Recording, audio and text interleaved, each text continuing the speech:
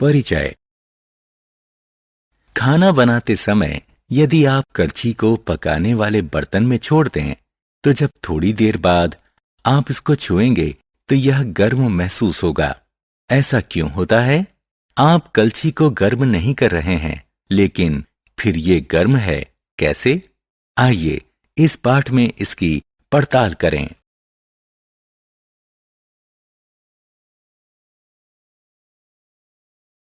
उद्देश्य।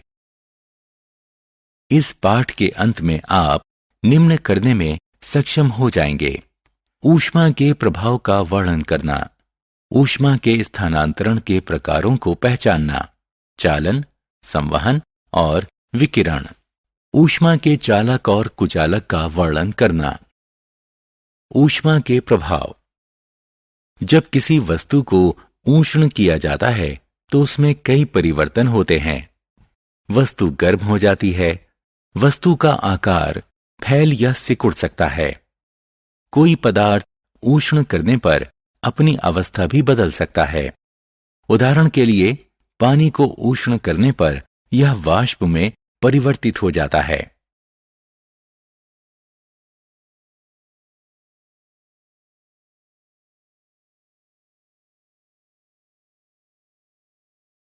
ऊष्मा का प्रभाव। ताप में परिवर्तन। गर्म करने पर हम ताप में परिवर्तन देखते हैं। गर्म करने पर ताप बढ़ जाता है और ठंडा करने पर ताप घट जाता है। प्रकृति में सूर्य की ऊर्जा ताप में परिवर्तन लाती है। दिन गर्म होते हैं जबकि रातें ठंडी होती हैं। गर्मियां उष्ण होती हैं, जाड़ा ठंडा होता है। ऊष्मा का प्रभाव। पदार्थ का प्रसार। पदार्थ ठोस, द्रव और गैस अवस्था में पाया जाता है। ऊष्ण करने पर तीनों प्रकार के पदार्थों का प्रसार होता है। पदार्थ का प्रसार निम्न बातों पर निर्भर करता है: वह ताप जिस पर इसे गर्म किया जा रहा है। इस स्थिति में जब हम प्लेट को गर्म करते हैं तो जितना ज्यादा ताप होगा उतना ज्यादा प्रसार होगा। पदार्थ का प्रसार गर्म किए जा रहे पदार्थ के आकार पर भी निर्भर करता है। प्लेट या गेंद जितनी बड़ी होगी, ताप बढ़ने पर उसका प्रसार उतना ही अधिक होगा। गर्म किए जा रहे पदार्थ की प्रकृति प्रसार में महत्वपूर्ण भूमिका निभाती है। जैसे तांबा ताप बढ़ने पर लोहे से ज्यादा फैलता है। द्रव और गैस तरल होते हैं, ये गर्म करने पर फैलते हैं। गैस में प्रसार ठोस और द्रव की तुलना में बहुत ज्यादा होता है। पदार्थों के प्रसार का उपयोग। आइए दैनिक जीवन में ठोस पदार्थ के तापीय प्रसार के व्यवहारिक उपयोग देखें। बैलगाड़ी के लकड़ी के पहिए पर लोहे का हाल गर्म करके लगाया जाता है। जब धातु ठंडी होती है तो यह लकड़ी के पहिए को मजबूती से जकड़ लेती है। जहां पर रेल की पटरियां फिश प्लेट की सहायता से जुड़ती हैं, वहां पर एक छोटा सा रिक्त स्थान छोड़ दिया जाता है। यह रिक्त स्थान गर्मियों में पटरियों के प्रसार के लिए छोड़ा जाता है।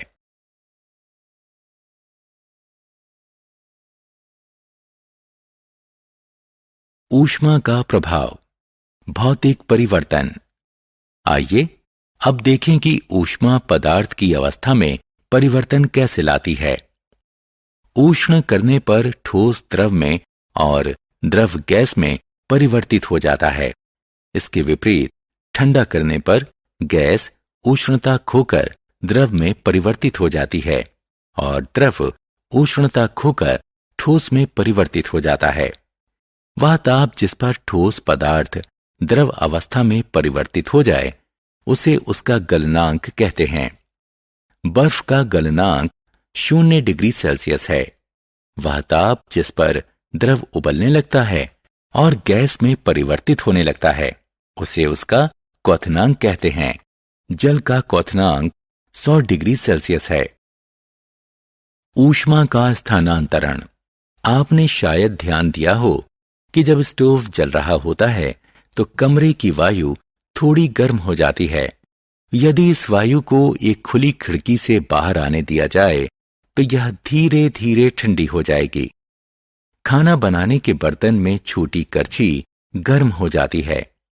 ये उदाहरण दर्शाते हैं कि उच्च ताप पर वस्तुएं ऊष्मा निर्मुक्त करती हैं और परिणाम स्वरूप उनका ताप गिर जाता है। जब वस्तुएं ऊष्मा प्राप्त कर लेती हैं तो उनका ताप बढ़ जाता है। विभिन्न तापों पर वस्तुओं में परस्पर ऊष्मा का परस्पर विनिमय होता है। ऊष्मा के स्थानांतरण के प्रकार। ऊष्मा का बहाव एक निश्चित दिशा में होता है, यानी ज्यादा ताप वाली वस्तु से कम ताप वाली वस्तु की तरफ होता है। जैसे पानी ऊंचाई से नीचे की तरफ गिरता है। एक स्थान से दूसरे स्थान तक ऊष्मा के स्थानांतरण के 3 प्रकार हैं। ये प्रकार हैं चालन, संवहन और विकिरण।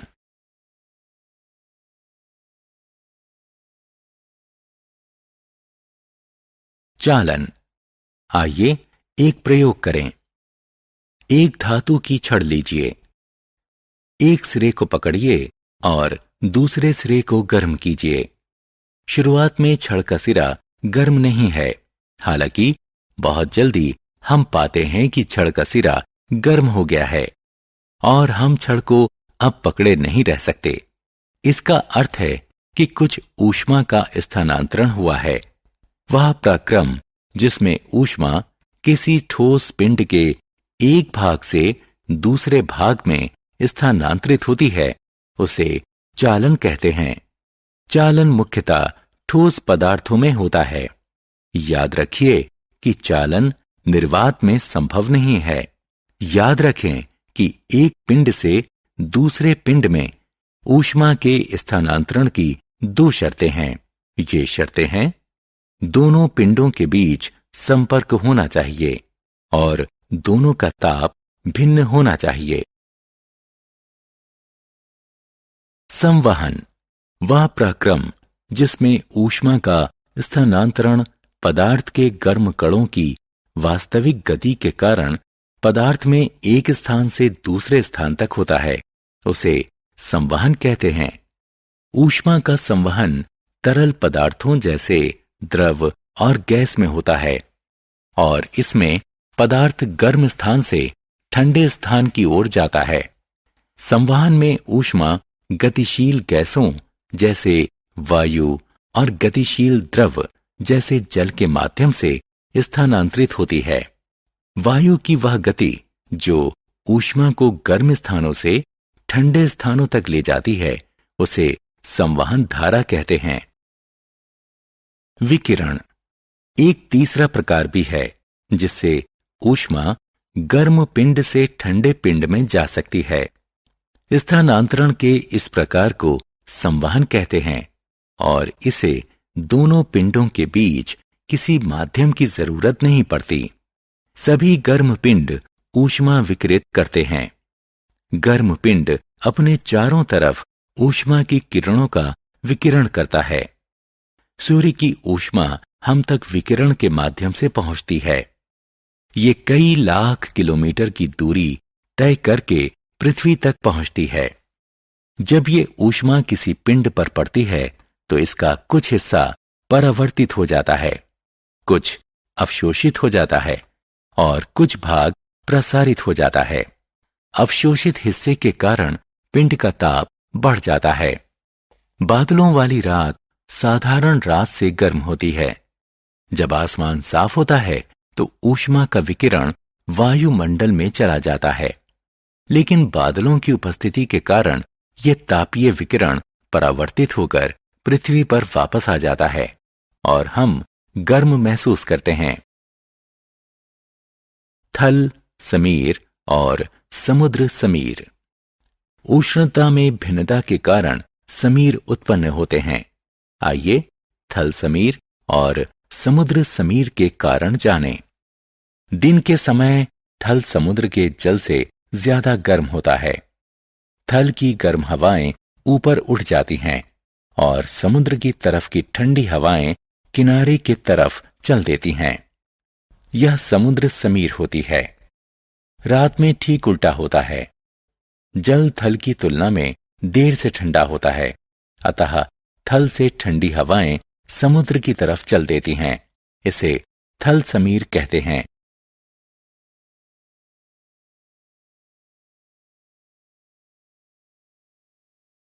सारांश।